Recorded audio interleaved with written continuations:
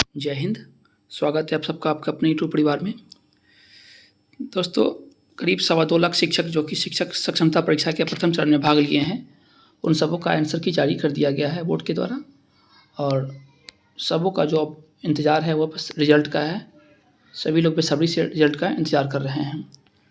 और सुबह से ही मुझे 2-3 लोग कॉल भी किए और कुछ लोग मैसेज भी किए हैं कि क्या जो 23 तारीख को रिजल्ट जारी करने की बात की गई थी शुरू में बीएसईबी बोर्ड के द्वारा, क्या 23 मार्च को रिजल्ट जारी की जाएगी। तो इसी संबंध में ये वीडियो है और इसमें हम चर्चा करेंगे साथ ही साथ कि जो कितने शिक्षक इसमें करीब पास हो रहे हैं, अर्थात कितने % लोग इसमें पास करेंगे और रिजल्ट कब तक आएगा।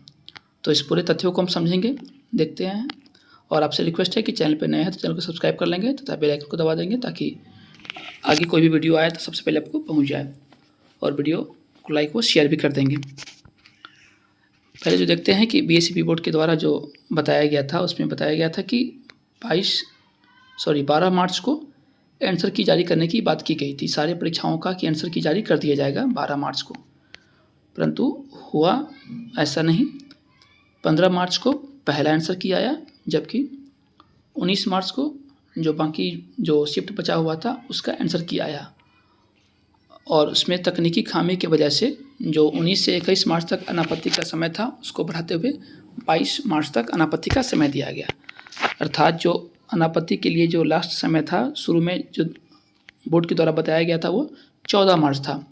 तो इसके अनुसार जो बाकी डेट इसमें निर्धारित किए गए थे, परंतु जब आंसर की ही विलम्ब से जारी किया गया है, अर्थात हम मानेंगे कि ये जो 14 मार्च के बदले हमको 22 मार्च को आंसर की पर चैलेंज करने की अंतिम डेट रखी गई है। तो इसके अनुसार जो 23 मार्च का समय होगा उस डेट को जो भी शिक्षक आपत्ति करेंगे उस सब डाटा को SCERT को उपलब्ध कराना है। अर्थात जो पहले 15 मार्च को करवाया जाना था वो 23 मार्च को करवाया जाएगा। जो डाटा जो शिक्षक लोग चैलेंज करेंगे उन सभी डाटा को SCERT को उपलब्ध करवाएगा। और SCERT से जो त्रुटि रहित उत्तर कुंजी की मांग की गई है वो 18 मार्च को मांग की गई थी पहले के डेट के मुताबिक, परंतु अब ये 23 + 3 यानी कि 26 तारीख को ये मांग की जाएगी। और इसमें बड़ा ट्विस्ट क्या है कि बीच में होली भी है, तो उसको लेके 1-2 दिन डिले भी हो सकता है। अर्थात ये 27 या 28 तारीख को उम्मीद कर सकते हैं कि जो SCERT है वो त्रुटि रहित, अर्थात जो भी क्वेश्चन पे लोग चैलेंज कर रहे हैं उन सबको सही करके जो आंसर की जारी किया जाएगा वो जारी किया जाएगा 28 मार्च के आसपास में। और जो एजेंसी जो परीक्षा संचालित करवा रही हैं उनसे परीक्षा फल उपलब्ध करवाने को बोला गया था 20 मार्च को।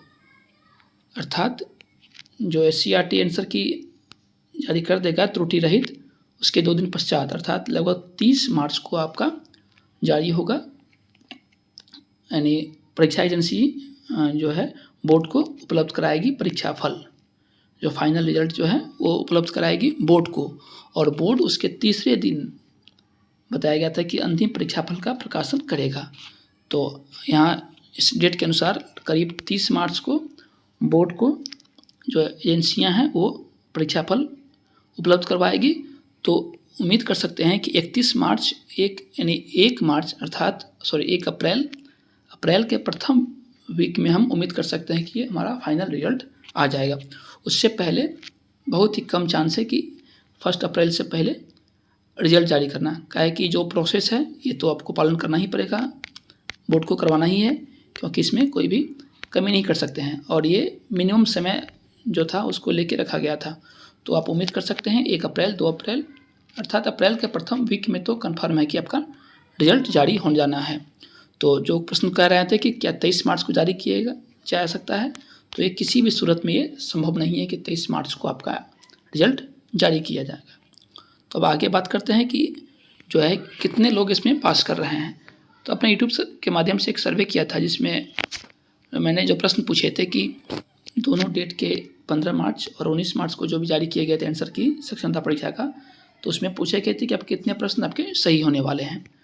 इसमें मैंने क्राइटेरिया रखा था कि 50 से कम क्वेश्चन, 50 से 70, 71 से 90, 91 से 110 और 110 से अधिक।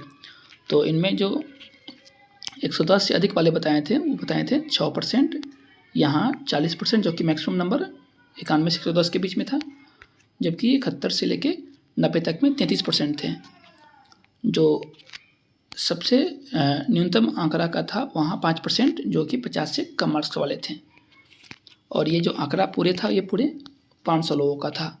तो इससे आप अनुमान लगा सकते हैं कि जो समस्या होने वाली है यहाँ होने वाली है, क्योंकि हम सबको पता है कि जो जनरल के लिए जो नंबर लाना था वो 60 लाना था, और बीसी के लिए लाना था 56, ईबीसी के लिए लाना था, ईबीसी के लिए भी 54 था, और जो SC ST वो महिला कैटेगरी, वो जो दिव्यांग है उन सब के लिए 48 मार्क्स आपको लाने थे, और ये रॉ मार्क चाहिए थे जो कि नॉर्मलाइजेशन के बाद का आएगा। तो मात्र 5% ऐसे हैं जो कि 50 से कम है। तो मैक्सिमम चांस है कि इनका हो सके पेपर टफ रहा हो, जिसके वजह से इनका नंबर अच्छा नहीं उठ पाया हो। तो इन्हें भी उम्मीद कर सकते हैं कि ये भी पास कर जाएंगे। इनका भी यदि 10 नंबर भी बढ़ जाता है, और हमने देखे हैं कि एग्ज़ाम में कभी कभी 20-20 नंबर 30-30 नंबर तक बढ़ जाते हैं पेपर, और टफ और इजी के मामले में 30-30 नंबर तक बढ़ते हैं। तो इनको भी हम दरकिनार नहीं कर सकते हैं, और कभी ये भी हो सकते हैं कि इनमें से भी कुछ लोग जो है अनुत्तीर्ण हो सकते हैं। तो सारा जो खेल होगा वो आपके जो पेपर है उसके टफनेस के आधार पे माना जाएगा। तो हम उम्मीद कर सकते हैं कि जो कम से कम इसमें 90% लोग पास करने वाले हैं। मिनिमम की बात मैं कर रहा हूँ कि मिनिमम इतना तो पास करेंगे ही करेंगे। जो दिक्कत होगी, जो मुख्य लोगों को दिक्कत हो रही थी वो हो रही थी ऑनलाइन एग्ज़ाम को लेके, कि बहुत सारे शिक्षक ऐसे थे जिन्होंने कि पहली बार कंप्यूटर पर कोई एग्ज़ाम दे रहे थे, तो उनको थोड़ी बहुत परेशानी होने की वजह से भी कुछ मार्क्स हो सके कम आए होंगे। लेकिन जो मैक्सिमम टीचर है, हम मान के चलते हैं कम से कम 90% ये तो पास करेंगे ही करेंगे। तो ये सर्वे है। उम्मीद करता हूँ कि ये जो दोनों इन्फॉर्मेशन था एग्ज़ाम के जो रिजल्ट को लेके और जो कितने लोग पास कर रहे हैं उस चीज़ को लेके आपको पसंद आया हो। चैनल पे नया है तो चैनल को सब्सक्राइब कर लेंगे। धन्यवाद। Have a nice day. Best of luck.